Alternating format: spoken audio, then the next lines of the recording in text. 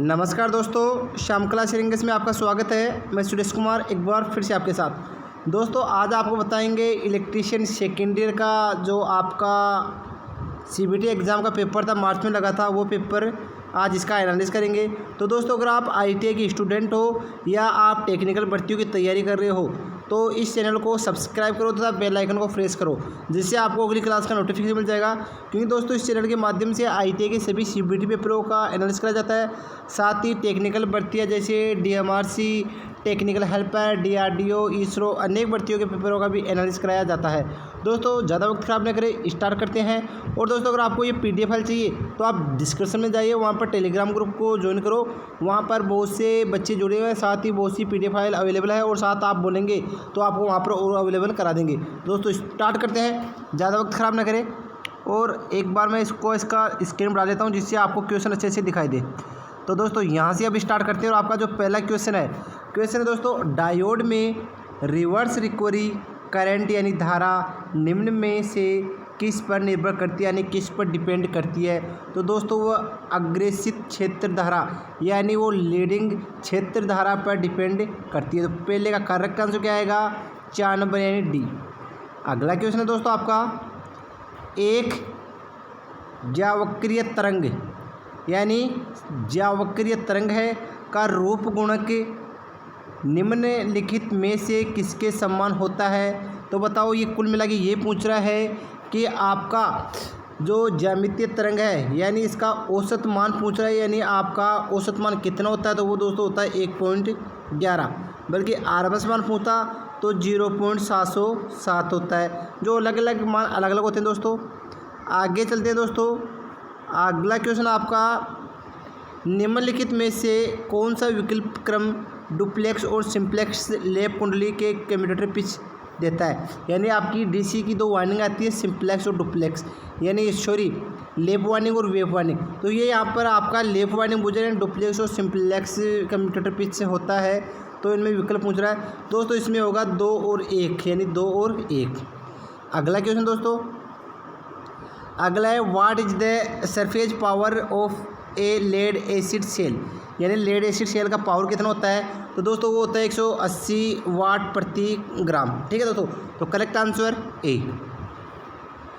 अगला क्वेश्चन दोस्तों आपका, एक डीसी लोड लाइन 3 अलग अलग क्यू बिंदुओं को दर्शाती है, ऊपर क्यू बिंदु द्वारा क्या दर्शाया जाता है। तो बताओ दोस्तों क्या दर्शाया जाता है। तो उसके द्वारा अधिकतम धारा प्राप्ति होती है, ये दर्शाया जाता है, यानी इसका जो लास्ट पॉइंट अधिकतम धारा होती है उसको बोलते हैं। अगला क्वेश्चन है, एक पावर एसएम में लाइन और अर्थ के बीच जोड़े गए तड़िक रोधक का उद्देश्य क्या होता है। दोस्तों तो कुल मिला के ये पूछे कि तड़िक चालक का उद्देश्य क्या होता है। तो तड़िक चालक का उद्देश्य तो ये होता है टर्मिनल उपकरण को परगामी सर्जों यानी प्रोत्कर्षों से रक्षा करना, यानी जो आकाशीय बिजली होती है उनसे इनकी रक्षा करना। तो करेक्ट आंसर क्या आ रहा है? 3 नंबर। अगला क्वेश्चन दोस्तों आपका, वह अधिकतम भार क्या है जो ऐसे परिपथ में जोड़ा जा सकता है जो केवल लाइट बिंदुओं को जोड़ता है। तो ये पूछ रहे हैं कि लाइट बिंदु थे वहाँ पर कितनी वाट होती है। तो वहाँ पर दोस्तों 800 वाट होती है। अगर आपको पावर पूछता तो वहाँ पर 3000 वाट हो जाती।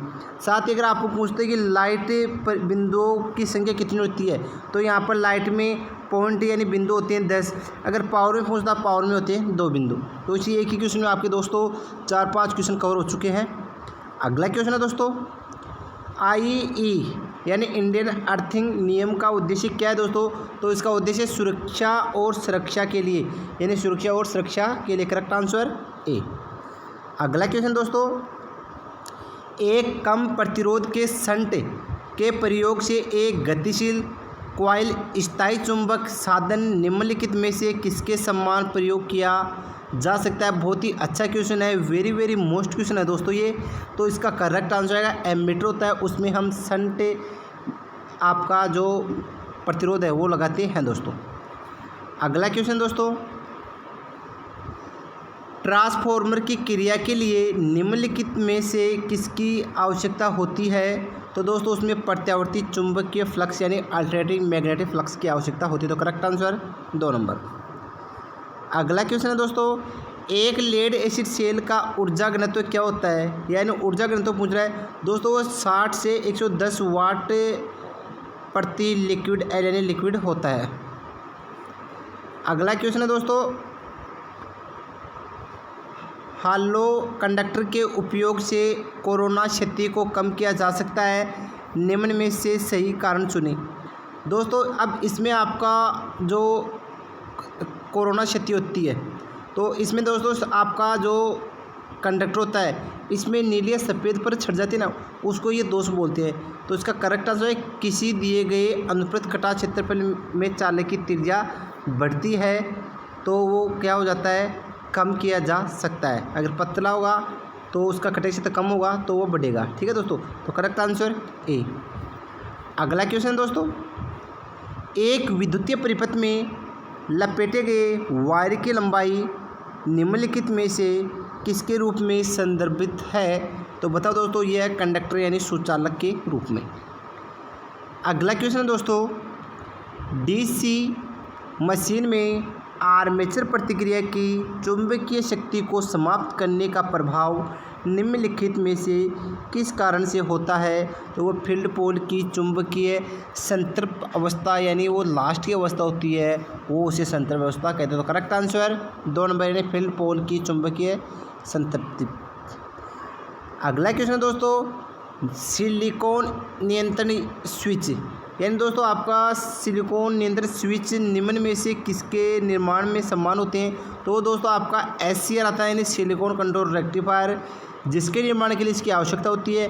साथ ही आपको पूछिए कि आपका SCR है ये कितनी एम्पियर तक कार्य करता है, यानी AC को DC में चेंज करता है। तो ये 100 एम्पियर AC को DC में चेंज कर सकता है।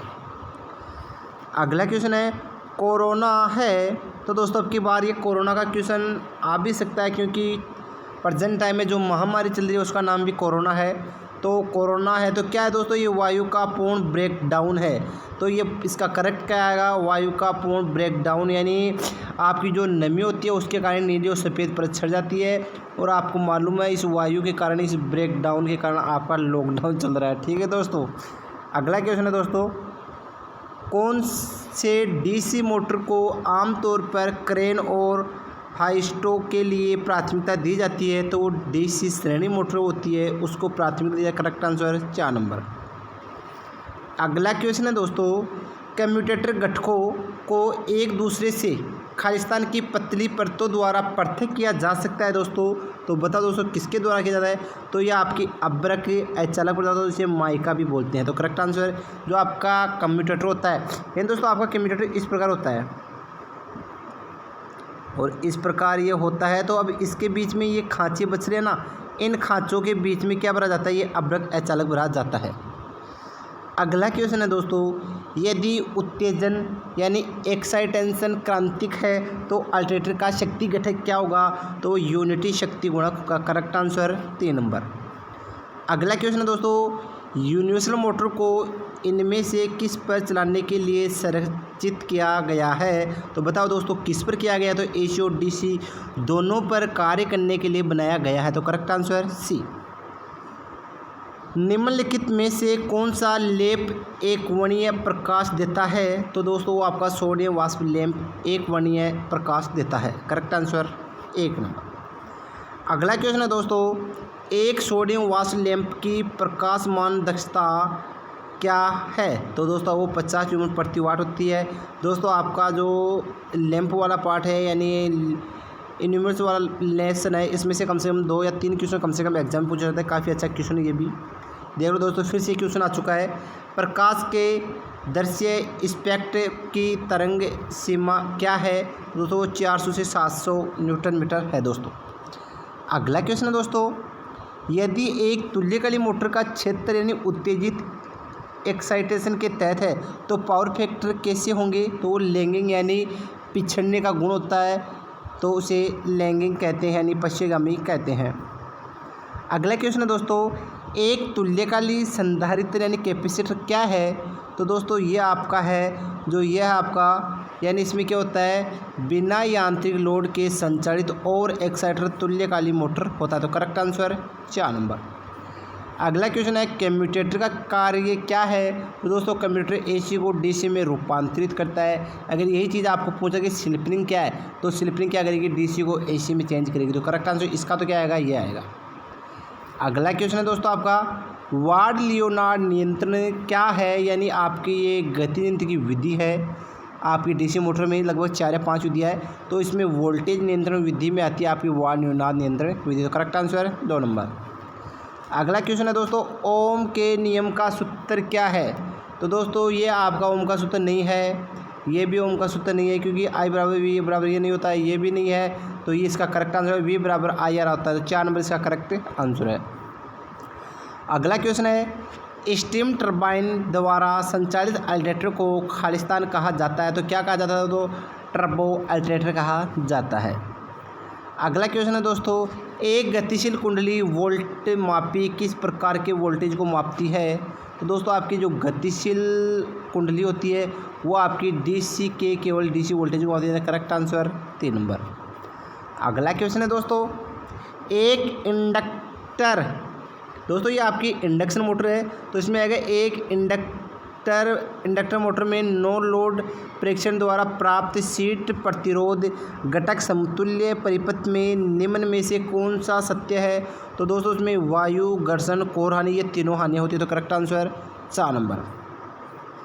अगला क्वेश्चन दोस्तों एक तुल्यकालिक जनरेटर में आर्मेचर की प्रतिक्रिया का कौन सा प्रभाव जीरो पावर फैक्टर लैगिंग को संचालित करता है। तो आपका दोस्तों डीमैग्नेटाइजिंग होता है। तो करेक्ट आंसर 4 नंबर।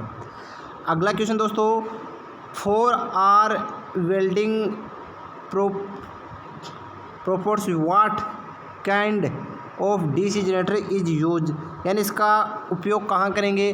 तो हमेशा ध्यान रखना जो आपका आर्क वेल्डिंग के लिए उसके लिए हमेशा डिफरेंशियल कंपाउंड जनरेटर काम में लेते हैं। क्वेश्चन ये पूछ रहा है कि आर्क वेल्डिंग के लिए कौन सा जनरेटर काम लेते हैं, तो वहाँ हमेशा डिफरेंशियल कंपाउंड जनरेटर काम लेता है। Correct answer 1 number. अगला क्वेश्चन है जब V और R के मान दिए गए हो तो I प्राप्त करने का सूत्र क्या होगा। तो सबको मालूम है I बराबर क्या होता है, V बटा R। तो करेक्ट आंसर 4 नंबर।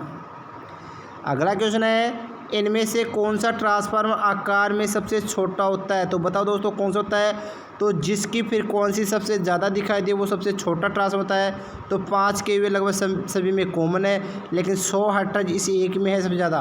तो उसको करेक्ट आंसर क्या आएगा, 3 नंबर। काफ़ी अच्छा क्वेश्चन दोस्तों, बच्चे कन्फ्यूज होते हैं इसमें। तो जहाँ पर फ्रीक्वेंसी यदि दिखे वो सबसे छोटा ट्रांसफार्मर होगा।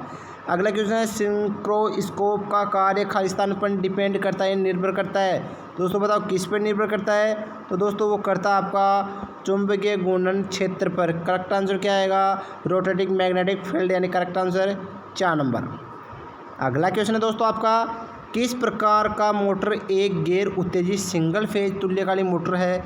दोस्तों आपकी रिलक्टेंस यानी प्रतिष्ठम मोटर होती है, आपकी क्या होती है, गैर उत्तेजित सिंगल फेज मोटर। अगला क्वेश्चन है दोस्तों काफ़ी अच्छे क्वेश्चन आ रहे हैं। अधिकतर एसी मशीनों में रीवाइंडिंग कार्य के लिए आमतौर पर किस प्रकार की वाइंडिंग उपयोग की जाती है। तो वो आपकी बास्केट वाइंडिंग है जो वापस से काम में ली जाती है। दोस्तों काफ़ी क्वेश्चन जो वापस से एग्जाम में रिपीट होंगे और काफ़ी क्वेश्चन रिपीट हुए है भी। अगला क्वेश्चन है इंडक्शन मोटर की गति नियंत्रित करने के लिए स्टेटर वोल्टेज नियंत्रण निम्नलिखित में से किसके लिए उपयुक्त है। तो फैन और पंप ड्राइव के लिए उपयोगी है। अगला क्वेश्चन है दोस्तों नीचे दिए गए विकल्पों में से रेजिस्टर यानी प्रतिरोधक का कार्य बताइए। तो धारा प्रवाह का विरोध करना। अगला क्वेश्चन है दोस्तों किस वोल्टेज स्तर के लिए पीवीसी कंडक्ट परिपथ का उपयोग किया जाता है। तो दोस्तों उसके लिए हमेशा 250 वोल्ट से लेकर 600 वोल्टेज के बीच में हमेशा पीवीसी कंडक्ट पाइप उपयोग करते हैं, यानी पॉलीविनाइल क्लोराइड। अगला क्वेश्चन है दोस्तों निम्नलिखित में से कौन से मोटर को रोटरी कंप्रेसर के ड्राइव के लिए प्राथमिकता दी जाती है। तो तुल्यकालिक मोटर को प्राथमिकता। Correct answer 4। बहुत ही अच्छा क्वेश्चन है, बहुत ही मोस्ट। अगला क्वेश्चन है दोस्तों 12 वोल्ट से 3.6 मिली एम्पीयर धारा को सीमित करने के लिए कितने प्रतिरोध की आवश्यकता होती है। तो दोस्तों उसके लिए 3.3 kV की आवश्यकता होती है। तो दोस्तों R बराबर क्या होता है, वी बटा आई दोस्तों, सही है।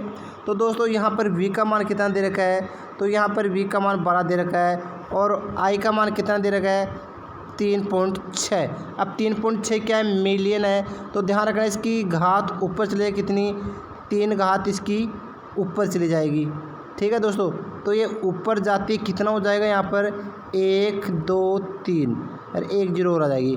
तो अब इसमें भाग दे के देखो 12 एकम 1 2 3, ये 4 0 आ गई और 12 3 है 36, ठीक है दोस्तों। तो अब 1000 में हम 3 का बाद देंगे तो 3 3 है 9, फिर 1 बजेगा फिर 3.3, तो इसका करेक्ट आंसर क्या आएगा 3.3 kV। तो क्योंकि दोस्तों ये 3.3 kV है, क्योंकि आगे 3 0 है तो 3 0 आ गई तो आपका 3 kV यानी 3.3 kV हो जाएगा। काफ़ी अच्छा क्वेश्चन था दोस्तों। अगला क्वेश्चन है दोस्तों, निम्नलिखित में से कौन सा सत्य नहीं है, यानी इनमें से कौन सा सत्य नहीं है। तो R ओम के प्रतिरोध और C फैराडे की धारिता वाले एक श्रेणी परिपथ में शक्ति घटक क्या होगा। तो दोस्तों आपका ये 10 ये भी होगा, ये भी होगा, ये भी होगा, आपका 1 नंबर ये नहीं होगा, ध्यान रखना, ठीक है दोस्तों, क्योंकि इसमें रिएक्टिव पावर बटा अपरेटिव से पावर पूछ रहा है तो ये आपका गलत है, तो पहला करेक्ट आंसर होगा इसका। अगला क्वेश्चन है दोस्तों, मोसफिट की तुलना में बीजेटी का मुख्य लाभ क्या है। तो दोस्तों मोसफिट होता है उसकी तुलना में आपका बीजेटी होता है वो पूरे ट्रांजिस्टर में वोल्टेज पाथ महत्वपूर्ण है और उनमें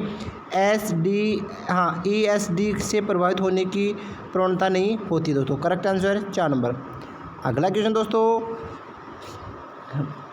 क्वेश्चन आपका